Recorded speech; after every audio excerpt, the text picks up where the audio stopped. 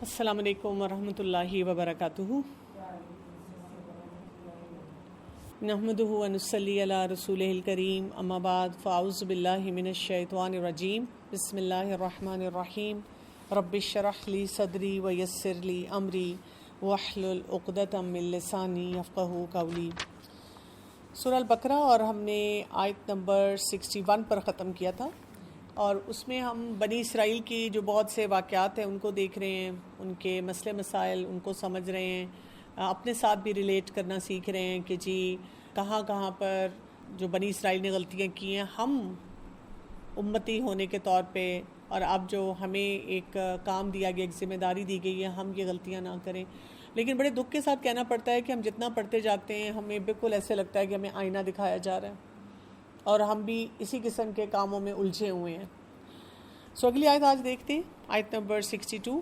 ان الذین آمنوا والذین ہادوا والنصارى والصابئین من آمن باللہ والیوم الآخر وعمل صالحا فلہم اجرہم عند ربہم ولا خوف علیہم ولا ہم یحزنون۔ بے شک وہ لوگ جو ایمان لائے اور وہ جو یہودی بن گئے اور نصارہ اور صابی، جو کوئی ایمان لائے گا اللہ پر اور یوم آخرت پر اور عمل صالح کرے گا تو ان کے لیے اجر ہے ان کے رب کے پاس، نہ ان پر کوئی خوف ہوگا اور نہ وہ غمگین ہوں گے۔ بہت سے لوگ اس آیت کو مس کوٹ کرتے ہیں، یعنی اس کے بارے میں جب بات کرتے ہیں تو وہ کیا کہتے ہیں؟ وہ کہتے ہیں کہ جی آپ جس مرضی دین کے ہوں، جس مرضی مذہب کو اختیار کر لیں، اگر آپ نے کسی بھی مذہب کو اختیار کیا اور آپ جی بڑے سچے ہیں، کھرے ہیں، اپنے مذہب کے مطابق جو کرنا چاہیے وہ کرتے ہیں تو آپ جنت میں جائیں گے۔ آج کل آپ دیکھیں کہ جیسے ایک گلوبل پکچر مسلمانوں کی بڑی ڈیفیکلٹ بن گئی ہے۔ اب مسلمانوں کو بہت سی جگہوں پر کسی نہ کسی سے انٹریکٹ بھی کرنا پڑتا ہے۔ جب وہ انٹریکشنز ہوتی ہیں تو پھر ہمیں یہ بھی فکر پڑ جاتی ہے کہ جی لوگوں سے کس طرح ہم نے بات چیت کرنی ہے۔ اگر ہم گلوبل سینیریو دیکھتے ہیں تو ہمیں کیا نظر آتا ہے کہ مسلمان اس وقت بڑی ڈیفیکلٹ پوزیشن میں ہیں۔ ہمیں ہر جگہ پروف کرنا پڑتا ہے کہ ہم ٹیررسٹ نہیں ہیں، ہمیں پروف کرنا پڑتا ہے کہ ہم ایکسٹریمسٹ نہیں ہیں، ہم دنیا میں رہتے ہوئے دنیاوی جتنی بھی نفع بخش کام ہیں ان سے فائدہ حاصل کرتے ہیں، پلس ہمیں یہ بھی پروف کرنا پڑتا ہے کہ ہم ہر انسان کو جو بھی ہمارے ارد گرد ہے اس کی ضروریات کو بھی سمجھتے ہیں، ہمارے اندر ٹالرنس بہت زیادہ ہے۔ اس کی وجہ سے گلوبلی یہ ہوتا ہے کہ جہاں جہاں جن کمیونٹیز میں ہمیں نان مسلم نظر آتے ہیں، مطلب پاکستان میں بھی نظر آتے ہیں، اور اگر آپ باہر کے ممالک میں جائیں تو ظاہر ہے وہاں پہ پھر ہم مائنورٹی بن جاتے ہیں، اور ہم ہر جگہ یہی پروف کرتے نظر آ رہے ہوتے ہیں کہ اٹس اوکے، جو بھی انسان کام کر رہا ہے وہ درست ہے۔ اور میں نے بہت سے لوگوں کو یہ بات کہتے سنا ہے کہ ہمیں ایک اچھا انسان ہونا چاہیے، اور پھر دیکھیں مسلمان ہونا یا کوئی بھی دین مذہب پہ چلنا جو ہے یہ آپ کا پرسنل میٹر ہے، جبکہ یہیں سے آپ دیکھیں گے کہ خرابی شروع ہو جاتی ہے۔ اور وہی بات ہے کہ ہمارے اوپر ایکسٹرنل پریشر اتنے ہوتے ہیں ٹو پروو ٹو پیپل کہ جی ہم ایکسٹریمسٹ نہیں ہیں، تو ہم فوراً سر ہلاتے ہیں اور ہم کہتے ہیں آپ بالکل ٹھیک کہہ رہے ہیں، اچھا انسان ہونا چاہیے۔ تو یہاں پر ایسی آیات پڑھ کر بھی بہت سے لوگ یہ کہتے ہیں کہ دیکھو قرآن میں تو خود لکھا ہوا ہے، سورہ البقرہ پڑھ لو، ادھر لکھا ہوا ہے کہ آپ چاہے یہودی ہیں، نصارہ ہیں، کسی اور دین مذہب کے ہیں، جیسے صحابہ کون سے تھے جو کہ آگ کی پوجا کیا کرتے تھے، تو آپ جس مرضی دین مذہب کے ہو جائیں، لیکن آپ اگر اللہ کو مانتے ہیں، وہ اپنے گاڈ کو مانتے ہیں، کوئی بھگوان کو مانتا ہے، گاڈ کے بارے میں بات کرتے ہوئے ٹرینیٹی کے کانسیپٹ کے ساتھ رہتا ہے، اور وہ اچھے کام کرتا ہے، اچھا انسان ہے، تو پھر کیا ہے؟ اللہ کے پاس اس کا اجر ہے۔ یعنی اس آیت کو اس طرح سے انٹرپریٹ کیا جاتا ہے۔ پہلی بات تو ہمیں یہاں یہ سمجھنی ہے کہ یہاں ایک آیت کو پک کر کر ہم کلی فیصلہ نہیں کر سکتے، یعنی ہمیں پورے قرآن پاک کو دیکھتے ہیں۔ اگر ہم ایک آیت کا ریفرنس دیتے ہیں تو ساتھ ہی ہمیں دیکھنا ہے کہ جو اور آیات آ رہی ہیں اور جو قرآن پاک میں ہمیں کانسیپٹس دیے جا رہے ہیں وہاں پر کیا یہی بات کیری کی جا رہی ہے۔ پہلی بات تو یہ آ جاتی ہے، پک اینڈ چوز نہیں ہو سکتا، یعنی کانٹیکسٹ دیکھنا ہوتا ہے کہ کس کانٹیکسٹ میں وہ آیت نازل ہوئی ہے۔ دوسری بات یہ کہ یہاں پر کلی ایمانیات کی بات نہیں ہو رہی، یعنی یہاں پہ کسی دین مذہب کو الگ سے نہیں اٹھایا گیا، یہاں پہ بات کی جا رہی ہے کہ جی آپ کسی بھی دین مذہب سے ہوتے ہیں لیکن آپ کے لیے ضروری کام کیا ہے، وہ باتیں بتائی گئی۔ پہلی بات کیا کی گئی ہے؟ من آمن باللہ، جو ایمان لائے اللہ پر۔ تو کیا ہم سمجھتے ہیں کہ اللہ پر ایمان لانے کا کیا مطلب ہے؟ اللہ تعالیٰ کی ذات کی عظمت کو سمجھنا، اللہ تعالیٰ کو ویسے جاننا جیسے اللہ تعالیٰ نے خود اپنے بارے میں بتایا، ہم اس میں کوئی چیزیں ایڈ نہیں کر سکتے۔ میرا خیال اللہ تعالیٰ ایسے ہیں، ہمیں بالکل صحیح اوتھینٹک ریفرنس سے جو بھی قرآن اور حدیث سے پتہ چلتا ہے اس طرح ہم نے ماننا ہے. ہمیں پراپر چیک لسٹ دی گئی ہے. یہ نہیں ہو سکتا یہودی اپنی چیک لسٹ بنا لیں اور مسلمان اپنی بنا لیں, نصارہ اپنی بنا لیں, اور وہ کہیں کہ جی ٹھیک ہے یہ ذاتی معاملہ ہے, آپ جو کچھ بھی کر رہے ہیں مانتے تو ہیں نا آپ. یہ نہیں ہو سکتا. جی بالکل بالکل, شرک نہ کرنا, وحدہ لا شریک ماننا, شرک نہ کرنا, یہ بہت بڑی امپورٹنٹ بات ہے جو کہ دیکھنی ہے. دوسرا آپ دیکھیں والیوم الآخر, آپ آخرت کے دن کو مانتے ہیں. اب آخرت کے دن کو ماننے کا کیا مطلب ہے؟ کہ آپ صرف موویز بنا رہے ہیں ڈومز ڈے پر اور اس کی بات کر رہے ہیں تو یہ آخرت کو ماننا ہوگا؟ نہیں. آخرت کو ماننے کا مطلب ہے کہ وہاں کی اکاؤنٹیبلٹی, امتحان ہونا ہے, وہاں پر پوچھا جانا ہے, اور ہمارے پاس پھر چیک لسٹ ہونی چاہیے کہ جی آخرت کو ماننے کا ہمیں قرآن اور حدیث میں کیا کرائیٹیرین دے دیا گیا ہے. اب چاہے کوئی یہودی ہو, چاہے کوئی نصارہ ہو, چاہے وہ کسی بھی اور دین مذہب کا ہو, اس کو اس کرائیٹیرین کے مطابق ماننا ہوگا. وہ جو میں نے آپ کو سافٹ ویئر اپ گریڈ کرنے کی بات کی تھی, وہی بات آ جاتی ہے پھر. اور پھر کیا کہا گیا؟ وہ عمل صالح, کہ عمل صالح بھی کرتا ہو. اور عمل صالح کی ڈیفینیشن ہمیں کیا بتائی گئی ہے؟ جو خالص اللہ تعالیٰ کے لیے ہو اور سنت کے مطابق ہو. تو پھر یہاں پہ پھر وہی بات آ جائے گی کہ جی کیا اگر آپ کسی بھی مذہب سے ہیں, کسی بھی فرقے سے ہیں, کیا آپ سنت کے مطابق تمام کام کر رہے ہیں؟ اگر آپ سنت کے مطابق کر رہے ہیں تو پھر وہاں پہ یہ بات آتی ہے فَلَهُمْ أَجْرُهُمْ عِنْدَ رَبِّهِمْ. تو ایسے لوگوں کا جو اجر ہے ان کے رب کے پاس ہے. پک اینڈ چوز کر کے نہیں یہ بات ہوتی, آؤٹ آف کانٹیکسٹ یہ بات نہیں ہوتی ہے کہ ہم نے کچھ بھی پڑھا, ہم نے اس کو کچھ بھی سمجھا اور ہم لوگوں کو کہہ رہے ہیں کہ جی ٹھیک ہے, جی جس مرضی دین مذہب سے ہیں دیٹس اوکے. عام گیدرنگز میں بیٹھ کر یہ بات کرنا بہت مشکل ہے, کیونکہ جیسے ہی آپ کہیں بیٹھے ہوں گے اور آپ لوگوں کو بتائیں گے کہ دیکھیں ہم یہ نہیں کر سکتے کہ ہر دین مذہب کو اس طرح کی ایکسیپٹیبلٹی دے دیں. یعنی اسلام میں کانسیپٹ کیا ہے کہ اگر آپ کہتے ہیں کہ ہم صاحب ایمان ہیں تو اس کا وہ کرائیٹیرین ہے جس کو پورا کرنا ہے, ٹائٹل نہیں ہے جس کے ساتھ ہم رہتے ہیں.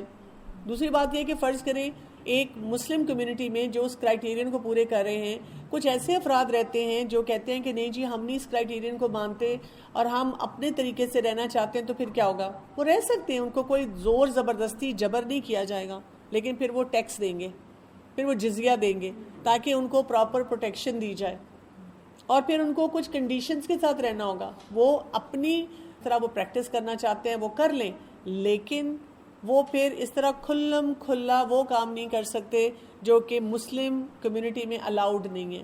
کیوں؟ اس لیے کہ یہ نہیں ہو سکتا کہ آپ کو ریلیجس فریڈم کے نام پر ایسے کام کرنے کی اجازت دے دی جائے جس سے پوری سوسائٹی میں بگاڑ آ جائے. سوسائٹی کو بچایا گیا ہے, سوسائٹی کو ہمیشہ سے غلط کاموں سے بچانے کے لیے کچھ نہ کچھ ریسٹرکشنز لگائی گئی ہیں, کیونکہ ہم کمزور انسان ہیں, ہم آسانیاں ڈھونڈتے ہیں. اگر ہمارے سامنے کوئی بھی ایسی آسانی لے کر آتا ہے جو کہ ہمیں پتہ ہی نہیں کہ دین کا حصہ ہے کہ نہیں, ہم فوراً اس کو اڈاپٹ کرنا چاہتے ہیں. اس لیے تو دیکھ لیں ہر وقت ہم کوئی نہ کوئی وظیفہ ڈھونڈ رہے ہوتے ہیں, کوئی طریقہ ہمیں ایسا مل جائے کہ جلدی سے بس میرا کام آسان ہو جائے. تو ایسے لوگوں کے لیے کیا ہے؟ وَلَا خَوْفٌ عَلَيْهِمْ وَلَا هُمْ يَحْزَنُونَ, نہ ان کے لیے خوف ہوگا اور نہ وہ غمگین ہوں گے. تو کرائیٹیرین یہ نہیں ہے کہ آپ کس دین مذہب کے ہیں, کرائیٹیرین کیا ہے؟ اللہ پر ایمان. اللہ پر ایمان ہوگا تو آپ کے دل میں امن اور سکون ہوگا. بڑے سے بڑا طوفان بھی ہوگا تو آپ کے اندر ایک یقینی کیفیت ہوگی کہ میرا رب ہے, میرا رب سنتا ہے. اگر اس کی طرف سے یہ آزمائش آئی ہے, یہ امتحان آیا ہے, تو اسی کے پاس وہ سارا طریقہ ہے جس سے میں اس آزمائش سے گزر سکتی ہوں. اور وہ کیا ہے؟ عمل صالح. کہ میں یہ سوچوں کہ اگر میں نے صحیح طریقے سے صحیح کام کر لیے تو میرا مسئلہ حل ہو جائے گا. اور اس کے ساتھ کیا ہے کہ ماننا یوم الآخر کو, کہ آخرت کا دن آنا ہے. کوئی بات نہیں, اگر دنیا میں کوئی ایک ایسا مسئلہ ہے میری زندگی کا جو نہیں حل ہوا, مجھے امپاسبل لگ رہا ہے ابھی, تو آخرت تو ہے نا. کبھی کبھار کوئی ایسی بات کرتا ہے, جیسے گلوبل پکچر ہم دیکھتے ہیں اور ہم دیکھتے ہیں کہ کسی جگہ پہ بہت ظلم ہو رہا ہے, کوئی پریزیڈنٹ ہے, کوئی ایسی موومنٹ ہے جو بہت زیادہ ظلم کر رہی ہے, اور ہم بڑے فرسٹریٹ ہوتے ہیں. ہم کہتے ہیں کہ کچھ بھی نہیں ہو رہا, کچھ بھی نہیں ہو رہا, کوئی کچھ نہیں کر رہا. یہ کیسے ہو سکتا ہے؟ دیکھیے اپنے اندر نا سکون کی کیفیت لے کر آیا کریں. یعنی کچھ لوگ ایسے ہوتے ہیں جو کوئی گلوبل پکچر دیکھتے ہیں اور پھر کہتے ہیں ہمیں ساری رات نیند نہیں آتی. ہاں ظاہر ہے, اگر ہمیں اپنے آپ کو ٹھیک کرنا ہے اور اپنی ذمہ داری کا احساس بڑھانا ہے تو ایسے ہونا چاہیے, ہماری نیندیں اڑنی چاہیے. لیکن فوبیاز اور فیئرز ایسے نہیں ہونے چاہیے کہ ہم اپنے دین کے معاملے میں پریشان ہو جائیں. ایسا ڈپریشن نہیں ہونا چاہیے کہ ہم کہیں کہ وہ دراصل میں آج کل جو گلوبل پکچر دیکھ رہی ہوں نا تو میرا تو گھر سے نکلنے کو دل نہیں چاہتا, میرا تو کچھ کرنے کو دل نہیں چاہتا, صلہ رحمی کو بھی دل نہیں چاہتا, ساتھ جو ہمسایہ ہے اس کا حال پوچھنے کو بھی دل نہیں چاہتا, کسی کے خوشی اور غم میں شریک ہونے کو بھی دل نہیں چاہتا. کیوں؟ اس لیے کہ ہم مانتے ہیں, ہم یوم آخر کو مانتے ہیں, اور ہم کہتے ہیں اللہ تعالیٰ کے پاس یہ سب کچھ ڈاکیومنٹ ہو رہا ہے. اور آپ کا کیا خیال ہے کہ اللہ تعالیٰ ان سب کو چھوڑے گا؟ جو ظلم کرے گا اس کو چھوڑے گا؟ چاہے وہ ایک ساس ہے یا بہو ہے, ایک شوہر ہے, اولاد ہے. آج کل آپ دیکھیں نا, اولاد بھی جب جوان ہوتی ہے تو والدین کو نہیں پوچھتی. ایک استاد ہے, ایک شاگرد ہے, ایک ملک کا کوئی حکمران ہے, ایک ڈپارٹمنٹ کا کوئی ہیڈ ہے, ایک کوئی سپر پاور ہے, کوئی بھی انسان کہاں بچ کے جائے گا؟ تو آپ کے اندر نا ایک بڑی ایسی یقینی کیفیت آتی ہے جب آپ یہ سوچتے ہیں. تو آپ کیا کرتے ہیں بجائے اس کے کہ فرسٹریٹ ہوں؟ نہیں تو آپ دیکھیں ہماری سوسائٹی میں آپ کو نا فرسٹریشن زیادہ نظر آتی ہیں. جہاں لوگ بیٹھتے ہیں پہلی بات یہ کرتے ہیں کوئی فائدہ نہیں جی, اس ملک کا فائدہ نہیں, مسلمانوں کا فائدہ نہیں, فلاں بیکار, فلاں ایسے. اور پھر ہم کہتے ہیں چلو جی کیک پیسٹری کھاؤ, ریلیکس کرو, پیزا آرڈر کرو, اور پھر چلو.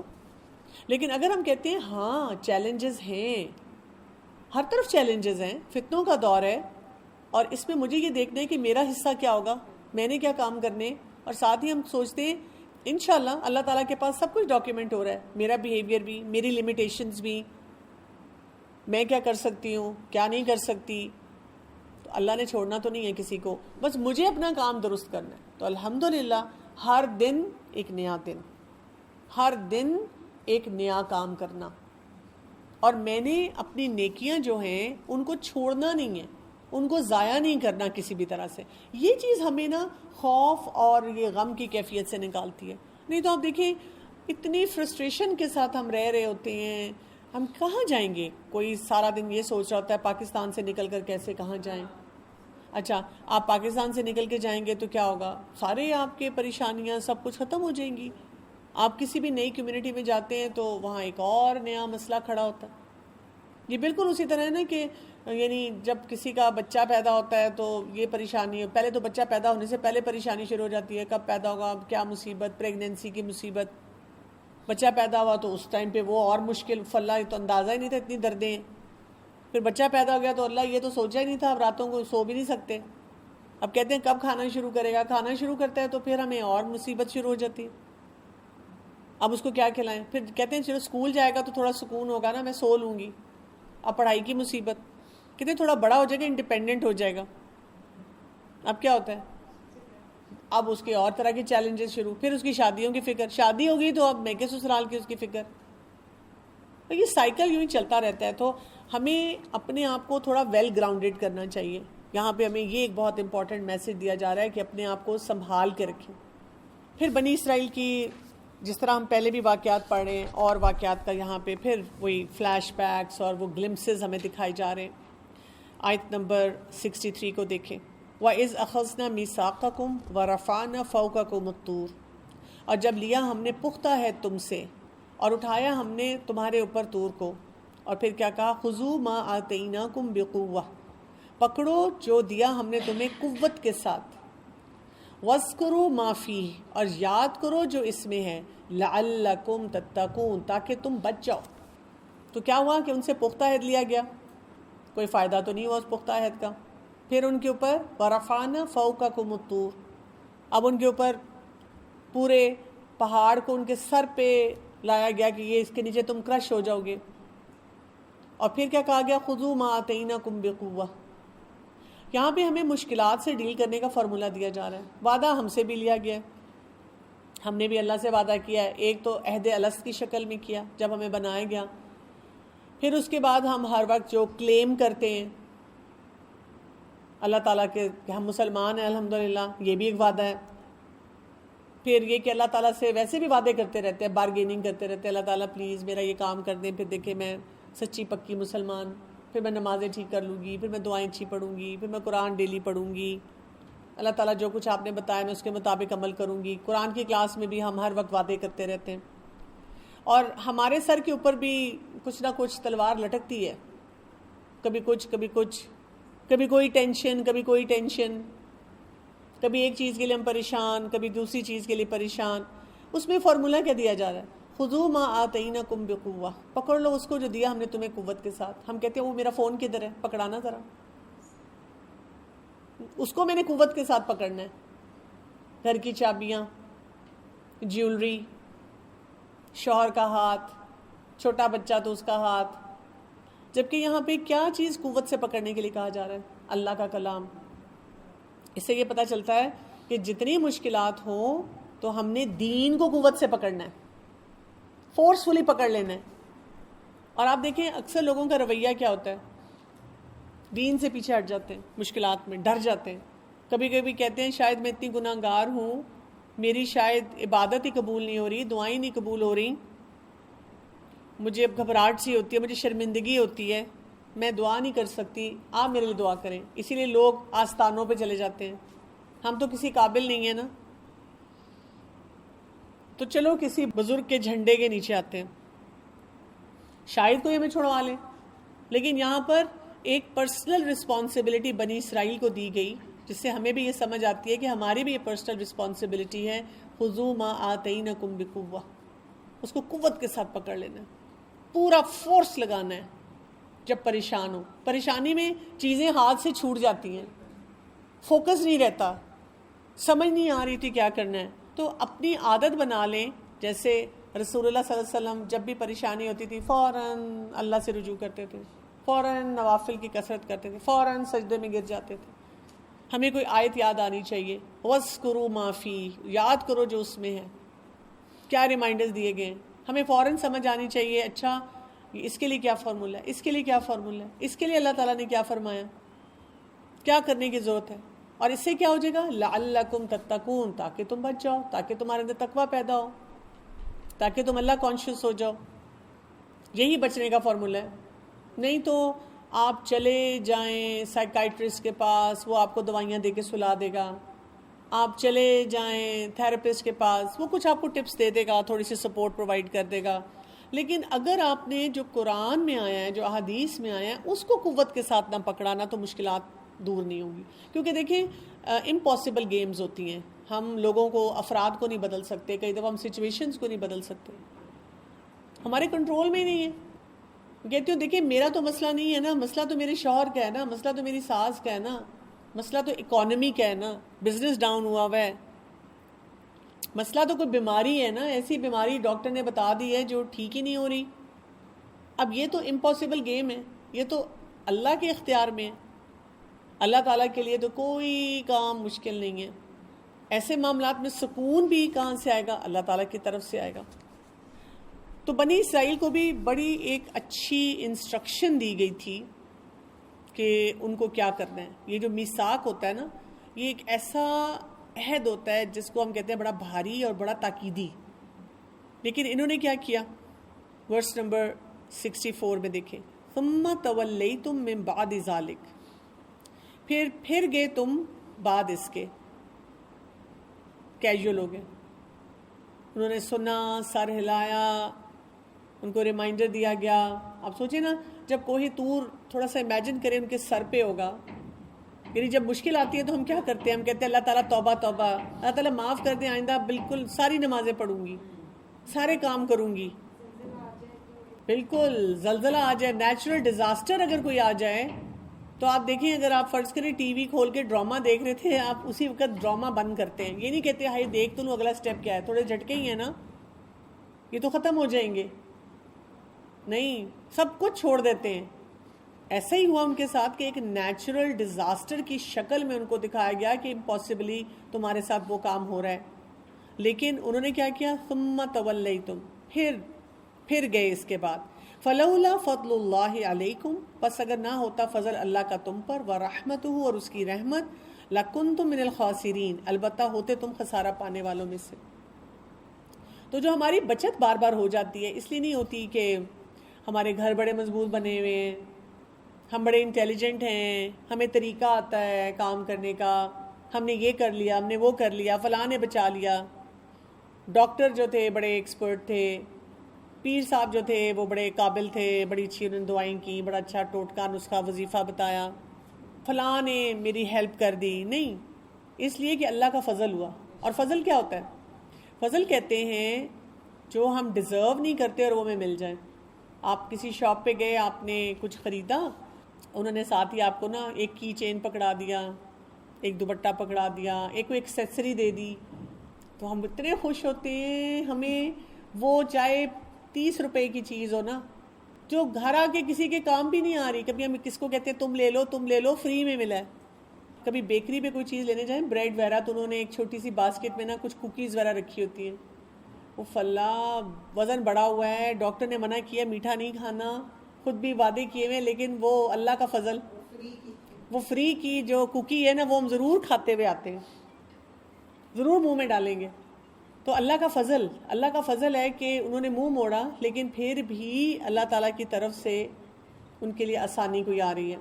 ورحمہ، اور اللہ کی رحمت ہے. لَكُنْتُم مِّنَ الْخَاسِرِينَ، نہیں تو تم بہت خسارہ اٹھانے والوں میں ہوتے. تو یہی فارمولا ہمیں بھی یاد رکھنا ہے اپنے لیے کہ دیکھیں کتنے جھٹکے ہمیں ملتے ہیں. کبھی ہماری اپنی ذات کے اندر ہوتے ہیں، کبھی کسی نیچرل ڈیزاسٹر کی شکل میں ہوتے ہیں، کبھی فیملی کے معاملات ہوتے ہیں، کبھی صحت کے ہوتے ہیں، کبھی نیشنل ہوتے ہیں، کبھی انٹرنیشنل ہوتے ہیں.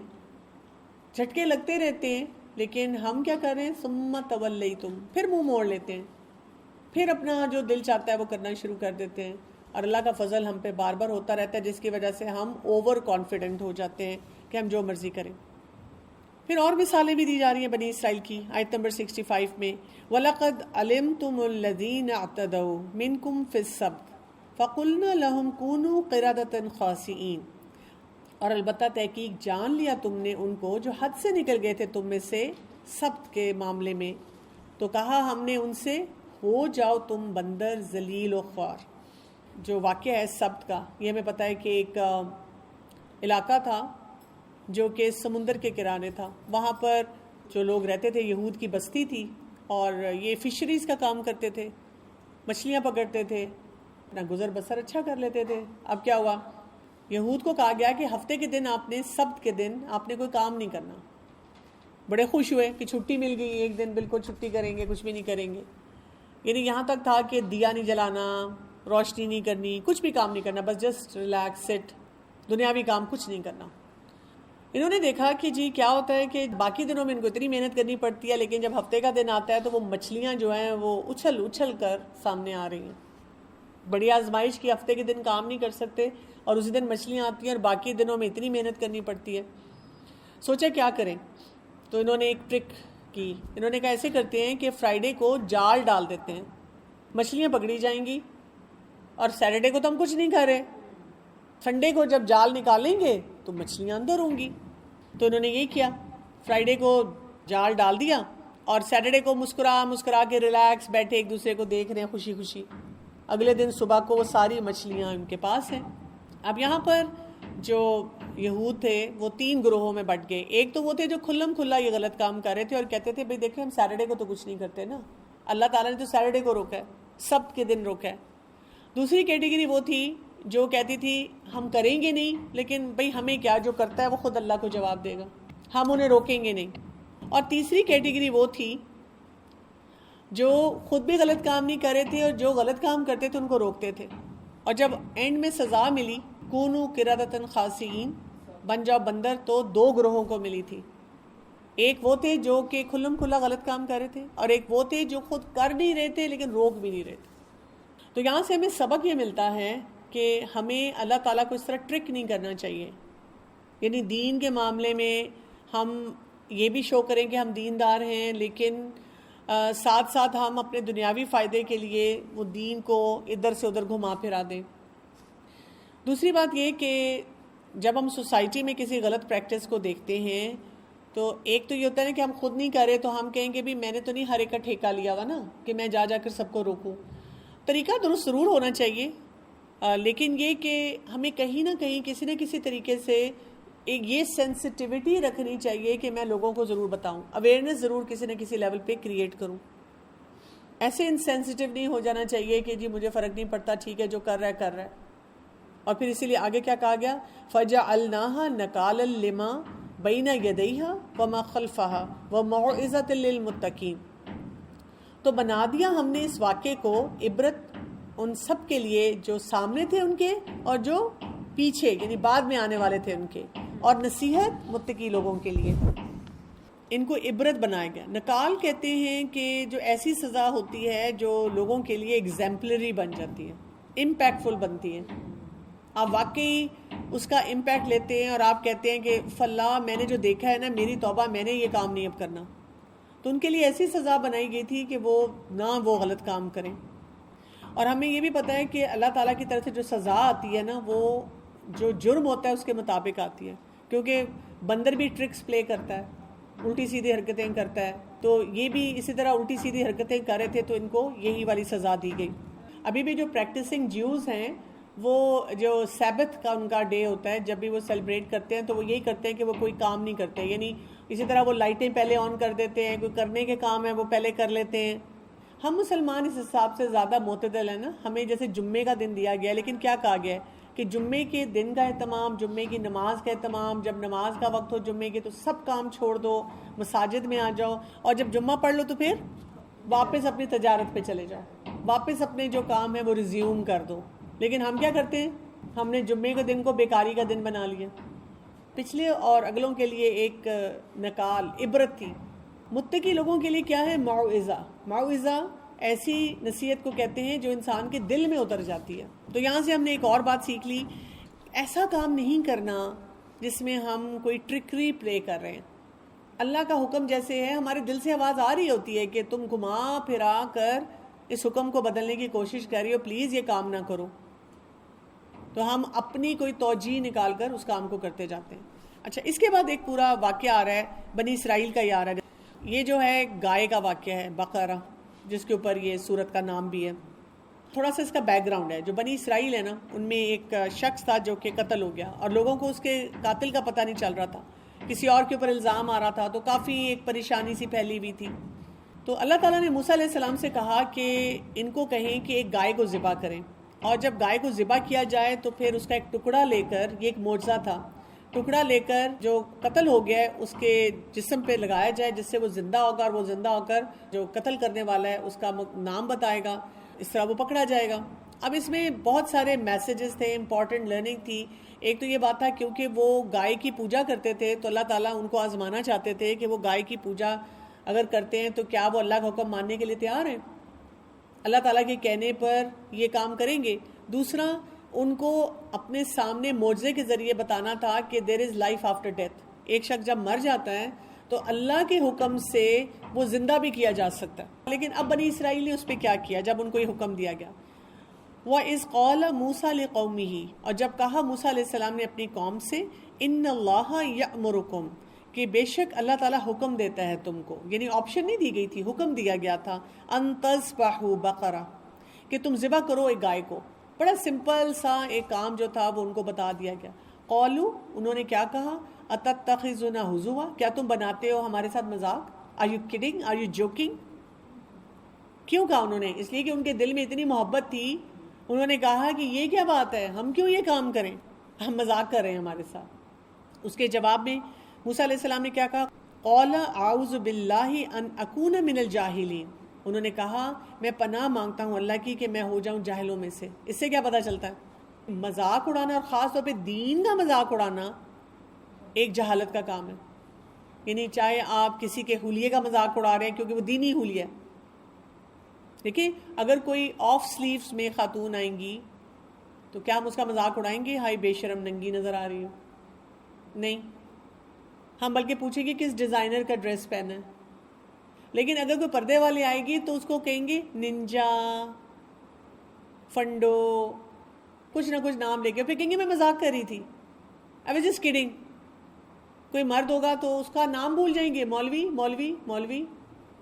سنتوں کا مذاق، ایک خاتون اب تو ہم دیکھ رہے ہیں بہت سالوں سے کہ وہ اگر ٹخنوں سے اوپر اپنا پونچا کر دیتی ہے تو وہ سمجھی جاتی ہے کہ بڑا لیٹسٹ فیشن کر رہی ہے، اور ایک مرد کرے تو ہم کہتے ہیں فلا آئی کانٹ اسٹینڈ ہم، یہ کیا پینٹ کو اوپر چڑھا لیتا ہے۔ تو دین کا مذاق خاص طور پہ یہاں اس کی بات کی جا رہی ہے، اور اس کے جواب میں موسیٰ علیہ السلام نے کہا تھا کہ میں اللہ کی پناہ میں آتا ہوں کہ میں ایسا جاہل ہو جاؤں. ہمیں بھی ہر وقت اس طرح کی دعائیں مانگنی چاہیے، کیونکہ آپ کو پتہ ہے دینی لطیفے اور مذاق اتنے کامن ہیں.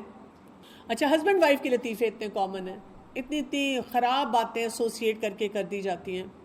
ایک دفعہ اسی طرح کسی نے کوئی جوک، کافی سال پہلے کی بات ہے، میرے ہسبینڈ کو کوئی جوک بھیجا، سمپل سا ہی تھا، تو وہ مجھے بتانے لگے. تو میں نے ان سے کہا دیکھیں اگر ہسبینڈ وائف کا لطیفہ ہے نا تو آپ مجھے نہیں بتائیں گے، اس لیے کہ قرآن میں اللہ تعالیٰ کیا کہتے ہیں، ہسبینڈ وائف کے ریلیشن شپ کو کہا گیا وَمِنْ آیَاتِهِ، میری نشانیوں میں سے ایک نشانی ہے.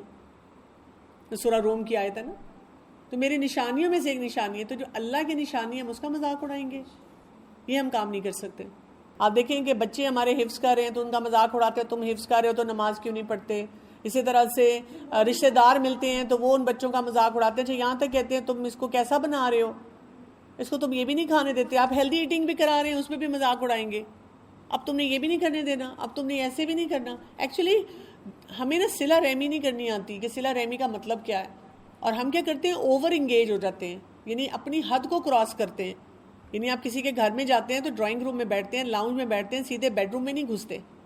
تو ہم کیا کرتے ہیں کہ لوگوں کے ساتھ جذباتی تعلقات ایسے بناتے ہیں کہ ان کے اندر گھس کے چلے جائیں اور جو مرضی چیڑ پھاڑ کرنی ہے وہ کر دیں. یہاں پہ بہت امپورٹنٹ ہمیں بات بتائی جا رہی ہے کہ دین کا مذاق نہیں اڑانا. ایکچولی ہمیں مذاق اڑانا اور مزاح ان میں فرق نہیں پتہ. ایک ہوتا ہے لاف وتھ اور ایک ہوتا ہے لاف ایٹ.